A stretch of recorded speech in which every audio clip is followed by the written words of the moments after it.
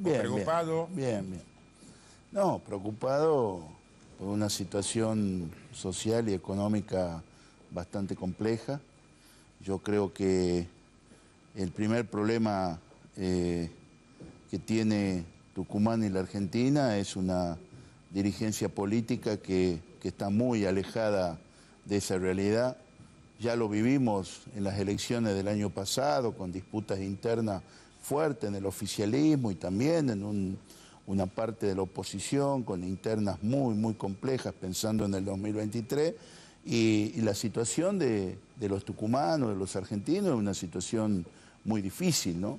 Y si uno analiza el día a día, la verdad que no hay un futuro alentador, ¿no? Ayer nosotros presentábamos nuestro índice barrial de precio, Sí. que mide tanto la canasta básica alimentaria como la canasta básica total, y la verdad que ha arrojado un aumento en la canasta básica total de enero del mes pasado a febrero del 7,4%. Cuando hablamos de esa canasta, ¿qué significa? A ver, ¿qué productos podemos señalar? Claro, la canasta básica total lo que tiene es los productos alimentarios de la canasta básica alimentaria, más servicios, más los gastos de educación, más los gastos de vivienda. ¿Qué resultado da? Ese resultado ha dado para Tucumán 74.085 pesos que necesita una familia tipo para no caer en la línea de pobreza. La otra canasta. La otra canasta es la canasta básica alimentaria, que mide la línea de indigencia, ha dado un aumento del 10% de enero a febrero y se ubica en 34.385 pesos. Dentro de la última canasta, si tenemos que, no sé si decir, presentar desayuno, almuerzo, merienda y cena, pero al menos el desayuno fuerte y el almuerzo, más una combinación entre merienda y cena. Sí, lo que pasa es que lo que se mide es los precios de los alimentos y a partir de eso, objetivamente, lo que preocupa es que los alimentos de primera necesidad han sufrido un aumento significativo, ¿no? Por ejemplo, el huevo ha sufrido un aumento de casi el 60% sí, de enero a febrero. Una bandeja hoy promedio 500 pesos. 500 pesos, 450, 500 pesos. Sí. El tema del azúcar ha sufrido un aumento significativo del 23%. El tema de la carne, ni qué hablar, ha sufrido un aumento también de 23%. Viene aumentando en forma paulatina. Otros productos que han aumentado son los alimentos frescos, las frutas, las verduras, con lo cual, objetivamente, si usted mide la canasta básica alimentaria y el monto, hoy esta mañana yo lo sentí hablar cuando venía acá al canal, el 80% de nuestros jubilados y jubiladas que cobran la mínima son indigentes en la República Argentina. Y ahí hacemos una corrección, porque los jubilados, claro, nosotros dimos una cifra redonda, hoy está lejos de la realidad, sí, me dicen, la 34.000 pesos puede ser. La jubilación mínima está hoy en 34.100 pesos. O sea que están por debajo de la línea de indigencia los jubilados. Es decir, que no se llega a cubrir en algunos casos ni el 50% de la canasta. No, claro, ni el 50% de la canasta total y le falta un 5% para la canasta básica alimentaria a nuestros jubilados. Ya volvemos al tema económico. ¿Y por qué usted tenía un posicionamiento fuerte de no firmar con el acuerdo? Y porque nosotros la visión que tenemos es que lo que va a plantear este acuerdo con el fondo, y ya lo estamos viendo en las paritarias, ¿no? Es un ajuste muy fuerte, ¿no? Si usted se fija, nosotros en la Argentina vamos a tener una proyección de inflación que va a pisar entre el 55 y el 60%. Los acuerdos salariales, ninguno supera el 55% en cuotas. Eso en el sector privado, ¿no? En el sector privado. Porque el estatal es de un 44%. Y si usted se fija, objetivamente no cubre la inflación del año pasado y cuando se sienten a negociar de nuevo ya van a tener un 40%.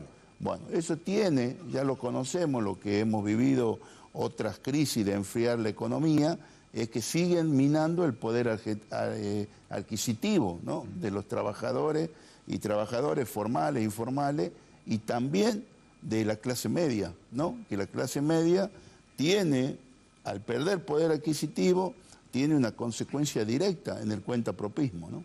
Usted conoce bien este tema por su trabajo barrial social. Cuando hablaba Ángel acerca del pedido que se hace sobre el mercado energético de un 24%, que va por otra tanda de la resolución nacional, ¿no? Porque la gente va ahora tomando conciencia de cómo se da el mercado energético, que está la generación, el transporte y la distribución. La generación y el transporte ya ha tenido un toque por parte del ente regulador a nivel nacional de un 13%. Esto hay que sumarle ahora el precio de la energía local, que puede ser un 24%. No sé si va a llegar al 24%, pero es el pedido. Pongamos que cierre un 20%. Allí lo que se va a tratar de cuidar frente a los 173.000 clientes que tiene EDED, de cuidar la torta denominada clientes subsidiados. Es un tercio. Que también tiene que ver con, hay algunos clientes que todavía pagan en forma bimestral y otros que pagan en forma mensual. Esos van a ser los indicadores que van a empujar nuevamente a la inflación alta el mes de marzo, si tomamos en cuenta lo que pasó con el combustible el lunes, lo que está pasando con la tarifa de gas. Estamos hablando de la tarifa domiciliaria, otra cuestión es el gas industrial, y ahora lo que pasa con la energía. Una inflación que podría superar, nadie esperaba esta del 4,7%. Todos hablaban de un 4%. De un 4%. El problema es que, aparte de la inflación normal, venimos acarreando una inflación muy fuerte en los alimentos de primera necesidad. Con lo cual, creemos que en marzo ahí se va a medir no solo el aumento de servicios, sino también va a influir el aumento de productos, ¿no? Como la harina, pues en función del problema internacional de la guerra de Rusia con Ucrania, y también objetivamente que el gobierno se ha comprometido con el Fondo Monetario Internacional no solo a aumentar las tarifas, estos aumentos son parte del acuerdo, sino a quitar en una parte importante los subsidios, y que no son los subsidios de los sectores más fuertes, ¿no? En sus ingresos. Usted ve que toma hoy una boleta de un cliente residencial, que le pongamos tiene 2 aires acondicionados y está pagando un promedio mensual de 15.000 a 16.000 pesos. Ese cliente residencial tiene un subsidio actualmente de casi 10.000 pesos, un 70% tiene un subsidio y paga 16.000 pesos. No sé si usted tiene una boleta ahí de la luz, pero también hay que mostrar cuánto se paga de energía y cuánto se van en impuestos. En impuestos, sí, sí, sí. Quiero ver el vaso medio lleno. ¿Tiene expectativas de los anuncios que puede hacer el presidente Alberto Fernández en esto, que tal vez el paralelismo que utilizó no ha sido el mejor, pero bueno, lo dijo, la guerra contra la inflación o las medidas que se van a tomar para ganarle a la inflación o ir ganándole paso a paso a la inflación?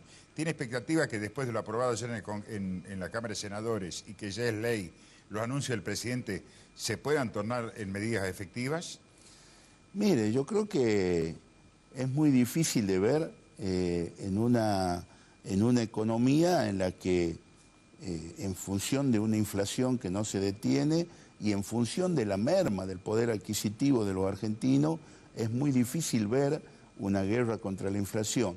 Sobre todo porque este gobierno lo que ha tenido es ser muy débil ante los formadores de precios. Usted sabe que en la Argentina 7 o 10 CEO son los que ponen el precio de los principales alimentos de la canasta básica alimentaria. ¿Es el que ha denominado Círculo Rojo? Círculo Rojo.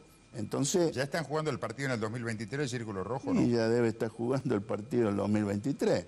Y sobre todo, el problema que hoy estamos discutiendo, y este acuerdo ayer en el Senado, es que estamos discutiendo sobre una deuda de 44.500 millones de dólares que no impactó en el año 2018 ni 2019 en mejorar la calidad de vida de los argentinos, ¿no? Porque hoy, primero hablan de la pandemia, que ha sido real, seguimos en pandemia, se habla ahora de la guerra de Rusia y Ucrania. Ahora, los indicadores sociales antes de la pandemia ya eran alarmantes para la Argentina, ¿no? Entonces, lo que nosotros vemos es un gobierno un gobierno débil, un gobierno que tiene sus propios problemas internos y que objetivamente hacia el futuro no vemos, ¿no?, una reactivación de la economía argentina, que tiene que ver, al no tener poder adquisitivo, los argentinos y argentinas pegan el consumo, y usted sabe que el consumo es el 80% de la economía argentina. Y en esta discusión del fondo, la verdad que se habló mucho de la palabra default, y la verdad que lo que hay que decirle a la dirigencia política que se ha puesto de acuerdo en esta votación, que los que están en default en la Argentina son prácticamente 10 millones de niños y niñas que no tienen garantizado en la Argentina, productor de alimentos, las 4 comidas diarias, que los que están en default hace muchos años son nuestros abuelos, que cobran una jubilación menor a la canasta básica alimentaria. ¿Qué tienen? No, ellos tienen más canastas, tienen 3 canastas. La general, la de los alimentos básicos y la de los medicamentos. Efectivamente. Y por otro lado, tenemos también en default a los trabajadores formales, informales. Hay una cuestión que ha pasado en el 2021 que nadie la hizo conocer, que por primera vez en la historia de la Argentina, el trabajador registrado, privado o público, cayó a la pobreza por ingreso. El 88,5% de nuestros trabajadores cayó a la línea de pobreza. Entonces, es difícil ver un futuro alentador con una inflación muy fuerte, con un poder adquisitivo muy, muy retrasado y sobre todo con una dirigencia política que discute el 2023 y no se ocupa de los problemas centrales que tienen hoy los tucumanos en nuestra provincia y los argentinos a nivel nacional, ¿no? Federico, a propósito, una sola pregunta que tiene que ver con el tema político, ¿no? ¿Está jugando el líbero? Nosotros estamos construyendo, nos fue muy bien en las elecciones del año pasado. No, me refiero, va a estar porque hoy la mayoría de los gobiernos son coaliciones, son frentes. ¿El caso de su partido está jugando de líbero o Sí, está sí, formando algún acuerdo con alguien? No, nosotros estamos trabajando, estamos cerca de la gente, venimos haciendo un trabajo legislativo interesante. El año pasado, contra todo lo que nos decían, hicimos una excelente elección en medio de una disputa de aparatos muy fuerte, y la verdad que vamos a seguir trabajando, y usted sabe que la dinámica política es muy fuerte en la Argentina. Veremos el año que viene, seguramente el gobierno de la provincia va a adelantar las elecciones, y en ese sentido, bueno, ahí estaremos para discutir qué hace Libres del Sur junto a los aliados del Frente Amplio por Tucumán, ¿no? Bueno, pero de acuerdo a los últimos movimientos que uno ve en la parte política, hay una frase que siempre se lo cita al gran luchador por la independencia del fútbol argentino, porque muchos citan a Dante Panzeri, pero pocos saben contra quién luchó Dante Panzeri. Luchó contra el poder, Alberto J. Armando, la dictadura, luchó contra tantos presidentes de los clubes grandes, que la frase, el fútbol es la dinámica de lo impensado. La política también, ¿o no? Así es, así es.